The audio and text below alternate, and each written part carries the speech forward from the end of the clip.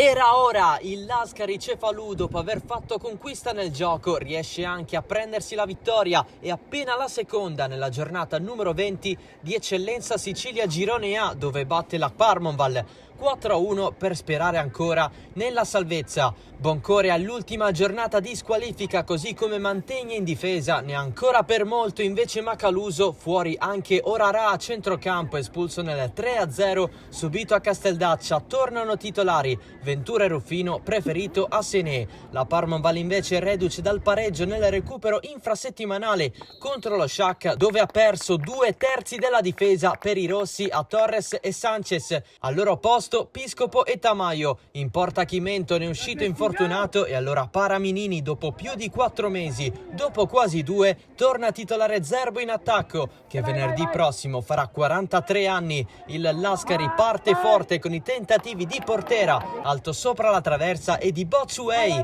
con il salvataggio a coprire la porta, e della Parmonval però la prima occasione a mettere i brividi con Sanz che sfiora la traversa su punizione. Poco dopo Martinez impegna Faliba sul primo palo, zona che cerca anche il Lascari, ma è poco preciso con Ventura. Invece con Mineo si trova quantomeno la parata di Minini. Fino al 44esimo, quando Corsino apparecchia per il tiro da fuori di Ruffino. 1-0 Lascari, con il primo gol in campionato del classe 2005, arrivato in inverno. Anche nel secondo tempo il Lascari attacca, prima con Arena, mandando alto, e con Senè dalla panchina che calcia su Minini. Al 61esimo la rimessa di Portera, Senè prolunga, Botsuei protegge per servire Corsino, di potenza fa 2-0 e anche per lui si tratta del primo gol in campionato. Il Lascari non smette di rendersi pericoloso sui sviluppi di un angolo, traversa per lampo, ma al 75esimo un calcio di punizione trova la testa di Ortiz per il tris anche per l'argentino, e il primo gol in questo campionato. Un paio di minuti e la Parmonval dà qualche scossa sugli sviluppi